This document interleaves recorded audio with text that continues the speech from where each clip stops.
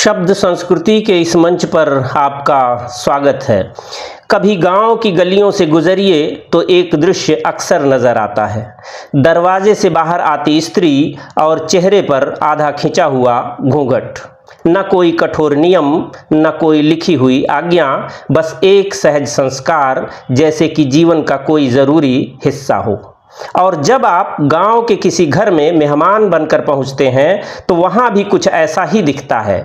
ओसारे से बाहर आती हुई नई बहू और चेहरे पर ओढ़नी या साड़ी के पल्लू का एक हल्का सा पर्दा। यह दृश्य हमारे मन में अनेक प्रश्न जगाते हैं। आज जब आधुनिकता की आंधी सब कुछ बदल रही है, तब यह चर्चा और भी प्रासंगिक हो जाती है। कोई कहता है यह स्त्री का बंधन है, कोई कहता है यह उसकी लज्जा और मर्यादा का प्रतीक है। सवाल तो है कि क्या यह परंपरा मात्र एक संस्कार है या यह स्त्री पर बंधन है? क्या यह आदर का भाव है या यह कोई अनपेक्षित दबाव? क्या यह पर्दा प्रथा के रूप में सामाजिक अभिशाप है या स्त्री स्वभाव को प्रकट करता कोई सहज जरूरी प्रतीक? क्या यह पर्दे का वही रूप है जो मुसलमानों में बुर्का और हिजाब के रूप में प्रचलित है? आखिर सच क्या है? आज हम इसी सच के ऊपर से घूंघट का पट खोलने की कोशिश करेंगे और इस बहाने सनातन या कहें भारतीय सभ्यता संस्कृति के कुछ सांस्कृतिक चिन्हों को भी पहचानने का प्रयत्न करेंगे। दरअसल घूंघट और पर्दा को हम अक्सर एक मान लेते हैं, लेकिन इतिहास, भाषा और संस्कृति बताती है कि इन दोनों में बुनियादी अंतर है।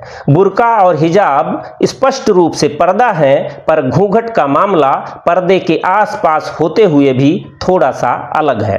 हमारी भाषा में इस पर्दे के लिए अलग अलग शब्द हैं, घूंघट, अवगुंठन, ओढ़नी वगैरह वगैरह, पर हर शब्द का अर्थ और व्युत्पत्ति भिन्न है। घूंघट शब्द हिंदी अपभ्रंश की देन है, जो संस्कृत के गुंठ धातु से आया है, जिसका अर्थ है लपेटना, ढकना। इससे अवगुंठन बना, जहां अव उपसर्ग जुड़ने से अर्थ हुआ ऊपर से ढकना। अव धन गुंठ धन लुट प्रत्यय बराबर अवगुंठन। यह भी ध्यान दीजिए कि अवगुंठन कोई कपड़ा नहीं है, बल्कि यह कपड़े से मुंह छिपाने या ढकने की क्रिया है। अवगुंठन में जो गुंठन है, घूंघट का असली स्रोत वही है।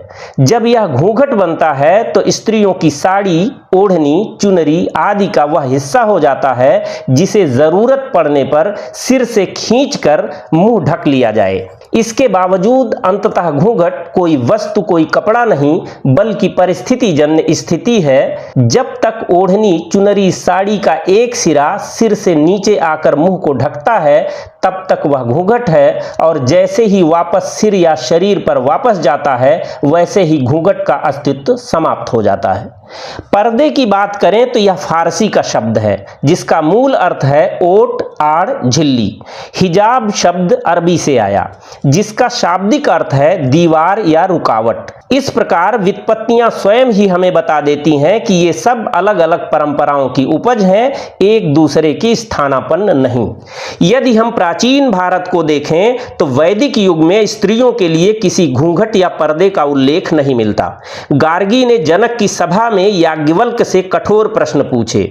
मैत्रेयी ने याज्ञवल्क्य से आत्मविद्या की जिज्ञासा की। अपाला और घोषा जैसी ऋषिकाओं ने वेद में अपने मंत्र रचे। सीता स्वयंवर हो या द्रौपदी स्वयंवर, कहीं आपको घूंघट या अवगुंठन जैसी किसी चीज का उल्लेख नहीं मिलेगा। यहीं पर ओढ़नी के बारे में समझ लें कि यह शब्द कहां से आया। संस्कृत में शब्द है आवेष्टन, अर्थात चारों ओर से घेरने, ढकने की क्रिया। यहीं से निकला ओढ़न, ओढ़ना और ओढ़नी। संस्कृत से हिंदी तक का क्रम है आवेष्टय, ओढ़ीय, ओढ़ी, ओढ़ी, ओढ़, और फिर ओढ़न, ओढ़ना, ओढ़नी। प्राकृत में यह ओढ़ने के अर्थ में ही उहिया या ओहिया के रूप में प्रयुक्त होता था। अपभ्रंश के रूप में ओढ़ई या ओढ़ई भी था। हिंदी में ओढ़ना क्रिया और संज्ञा के रूप में प्रयोग हुआ और स्त्रियों के लिए ओढ़ने की वस्तु के तौर पर संज्ञा रूप में ओढ़नी। गुप्त काल और उसके बाद संस्कृत नाट्य साहित्य में हमें अवगुंठन का उल्लेख मिलता है। यह उल्लेख बहुत महत्वपूर्ण है, क्योंकि यहाँ स्त्री का चेहरा ढकना किसी दमन का चिन्ह नहीं नहीं बल्कि उसकी स्वाभाविक लज्जा और संकोच का प्रतीक है। कालिदास के नाटक अभिज्ञान शाकुंतलम में अंक 3 में जब दुष्यंत शकुंतला से प्रथम बार संवाद करता है तो सखियां उसे संकेत करती हैं। उस समय श्लोक आता है अवगुंठ मुखम तिष्ठन्ति, यानी शकुंतला मंद मंद मुस्कुराते हुए मुख को आंशिक रूप से ढक लेती है। यहाँ अवगुंठन का प्रयोग हुआ है। इसका आशय स्पष्ट है कि यह ढकना भयवश नहीं बल्कि प्रेम और लज्जा का भाव है, यह हया है। इसी प्रकार भवभूति के मालती माधव में नायिका प्रियतम को देखकर अवगुंठिता कही गई है। वहां भी यह संकेत प्रेम की छिपी हुई कोमलता का है। कुमार संभव के 8वें सर्ग में पार्वती का वर्णन करते हुए कालिदास कहते हैं, जब महादेव उनके सम्मुख आए तो वे मंद मंद मुस्कुराईं और मुखम अवगुंठ लज्जित हो उठी। भोज के नाटक रत्नावली में भी नायिका राजसभा में आती है, परंतु अवगुंठन इसलिए करती है ताकि पुरुषों की दृष्टि से बची रहे, पर वहां भी इसे कठोर नियम की तरह नहीं बल्कि एक सौंदर्य संकेत के रूप में प्रस्तुत किया गया है। इन प्रसंगों से स्पष्ट है कि भारतीय साहित्य में घूंघट या अवगुंठन स्त्री की स्वाभाविक लज्जा, आदर और सौंदर्य का द्योतक है। यह किसी बाहरी आदेश या धार्मिक बंधन का परिणाम नहीं था। गुप्त काल और शास्त्रीय नाटकों में अवगुंठन को हम स्त्री सुलभ लज्जा और श्रृंगार के अंग के रूप में देखते हैं, परंतु जब हम मध्यकाल में प्रवेश करते हैं तो परिदृश्य कुछ कुछ बदलने लगता है। 12वीं 13वीं शताब्दी के बाद जब भारत में मुस्लिम आक्रमण हुए तो स्त्रियों की सुरक्षा एक गंभीर प्रश्न बन गया। इसी दौर में घूंघट लज्जा के उपकरण के साथ साथ विदेशी आक्रांताओं की कुदृष्टियों से बचने का सुरक्षा कवच भी बनने लगा। इसका प्रयोग कुछ अधिक बढ़ता हुआ दिखाई दिया। ध्यान देने की बात है कि यहां भी घूंघट कोई धार्मिक आदेश नहीं था बल्कि सामाजिक परिस्थिति से उपजा संस्कार था। परिवार ने यह सोचा कि बाहरी असुरक्षा से बचाने के लिए स्त्रियां अपने को जब तब थोड़ा सा ढक लें। अब पर्दा चलन में आया और यह प्रथा जैसे बनने लगा। हमने पहले ही जाना है कि पर्दा फारसी का शब्द है जिसका अर्थ है ओट या आड़। भारत में यह शब्द मुसलमानों के साथ आया और धीरे धीरे लोक भाषा में घुल मिल गया। लेकिन याद रखना होगा कि पर्दा और घूंघट एक नहीं है। घूंघट भारतीय संस्कृति की सहज परंपरा है, पर्दा विदेशी शब्द और व्यवस्था का प्रतीक। पर्दा एक वस्तु है जबकि घूंघट एक क्रिया है जो साड़ी, ओढ़नी, चुनरी या दुपट्टे वगैरह से मुंह को हल्का सा छिपाने के लिए की जाती है। घूंघट का वस्तु न होकर क्रिया का होना ही समझने के लिए पर्याप्त है कि यह ऐच्छिक ही हो सकता है, अनिवार्य नहीं। घूंघट पहना नहीं जाता, यह जरूरत पड़ने पर कोई चाहे तो स्वेच्छा से कर सकता है। इसके विपरीत पर्दा, हिजाब, बुर्का वस्तुएं हैं जिन्हें पहनना अनिवार्य किया जा सकता है। इसके कुछ और आगे जब हम हिजाब और बुर्का की ओर देखते हैं तो उनका स्वरूप और भी कुछ भिन्न मिलता है। हिजाब अरबी से आया, मूल अर्थ है रुकावट, दीवार, पर्दा। इस्लामिक शरीयत में स्त्रियों के लिए इसे अनिवार्य माना गया। यह जीवन भर लागू रहने वाला नियम है। हिजाब से सिर और गर्दन ढका जाता है। और बुर्का अरबी फारसी मिश्रित शब्द है। इसका अर्थ है पूरा शरीर ढक देने वाला वस्त्र। यहाँ केवल चेहरा नहीं बल्कि पूरा अस्तित्व ही छिपा दिया जाता है। अब जरा तुलना कीजिए। घूंघट या अवगुंठन सामयिक है। दुल्हन कुछ समय के लिए बड़ों के सामने संकोच वश घूंघट करती है, फिर कुछ समय बाद वही स्त्री परिवार की धुरी बनकर बिना घूंघट के समाज में चलती है, जबकि हिजाब और बुर्का आजीवन अनिवार्य बनाए गए। स्त्री चाहे बूढ़ी हो जाए, शिक्षिका हो, डॉक्टर हो, सार्वजनिक जीवन में जाए, पर्दा हटा दे तो नियम के विरुद्ध माना जाता है। इसलिए घूंघट और हिजाब को एक तराजू पर रखना न ऐतिहासिक दृष्टि से उचित है न सांस्कृतिक दृष्टि से। लोक जीवन में घूंघट का स्वरूप बिल्कुल अलग है। राजस्थान के लोकगीतों में दुल्हन का घूंघट एक सौंदर्य है, एक रहस्य है। घूंघट के पट खोल तोहें पिया मिलेंगे। इस गीत में घूंघट ढकने के लिए नहीं, खोलने के लिए है। यह प्रेम के रहस्य का पर्दा है जो एक क्षण बाद उठना ही है। फिल्मों में भी घूंघट कुछ यूं पहुंचा, घूंघट के आड़ से दिलवर का दीदार अधूरा लगता है। इसी तरह से घूंघट नहीं खोलूंगी सैया तोरे आगे।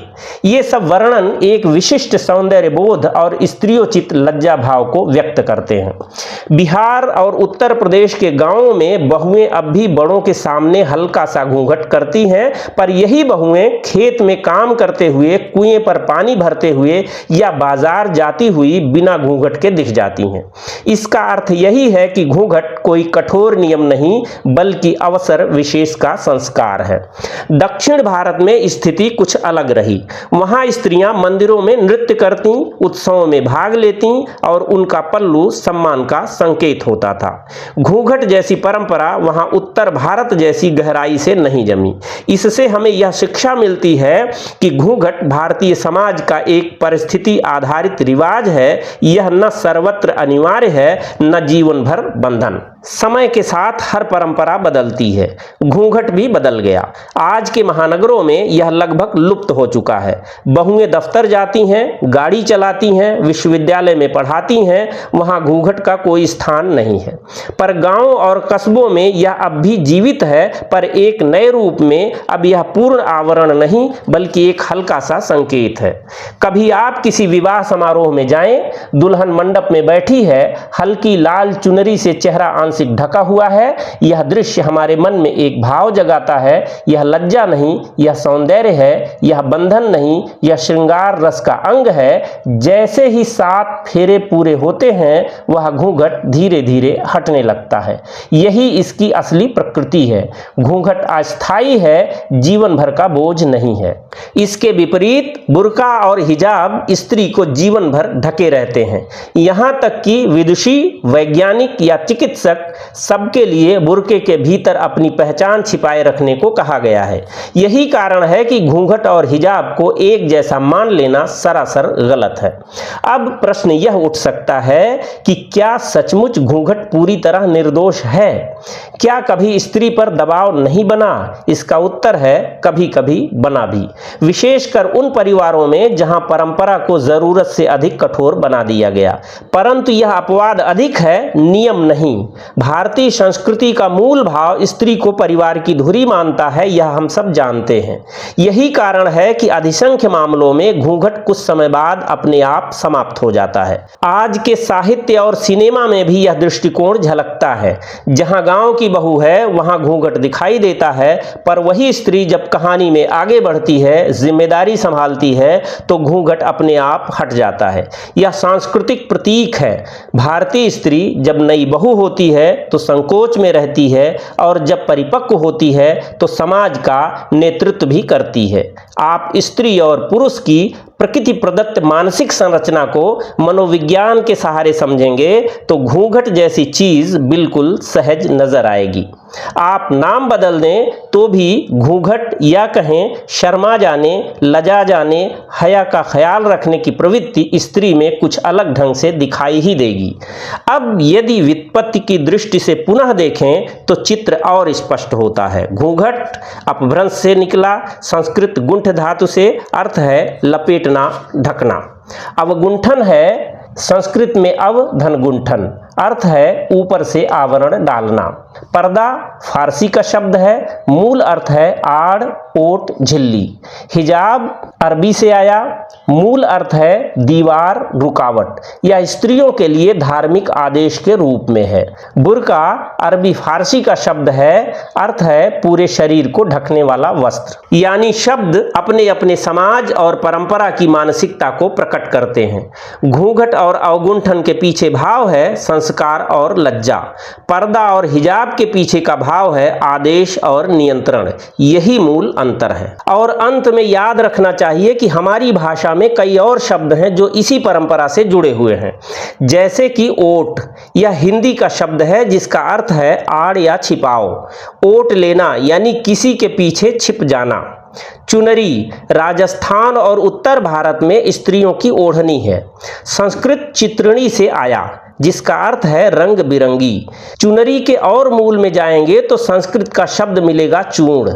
चुनरी वास्तव में कलात्मक रीति से रंगा हुआ स्त्री परिधान है। चुनरी आपने देखी होगी तो समझ सकते हैं। पहले ऐसे ही अद्भुत सौंदर्य बोध के साथ बनाई जाती थी।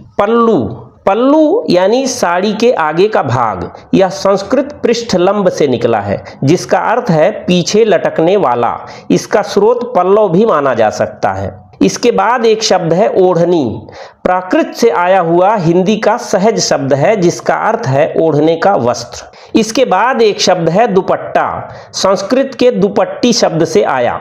इससे बना दुपटी। यह कपड़े के दो पार्टों को मिलाकर बनाया जाता था। दुपटी का देशज दुपट्टा बना और हिंदी में स्त्रियों के लिए दुपट्टा बन गया। आपने श्रृंगार रस में सना वह गाना सुना ही होगा, दुपट्टा सरक रहा है, मेरा दिल धड़क रहा है। इन शब्दों को समझने से हमें यह एहसास होता है कि वस्त्र और आवरण हमारे जीवन में केवल कपड़े नहीं बल्कि भावनाएं हैं, संस्कार हैं। कभी लज्जा का संकेत, कभी सम्मान का, कभी सौंदर्य का। और इसीलिए मैं कहता हूं कि भारतीय घूंघट को बंधन मत समझिए, यह संस्कार है जो अपने समय के साथ आता है और फिर चला जाता है। जैसे दुल्हन का पहला संकोच जो बाद में गृहिणी की आत्मविश्वास भरी मुस्कान में बदल जाता है। आज बस इतना ही। पूरी बात धैर्यपूर्वक सुनने के लिए बहुत बहुत धन्यवाद।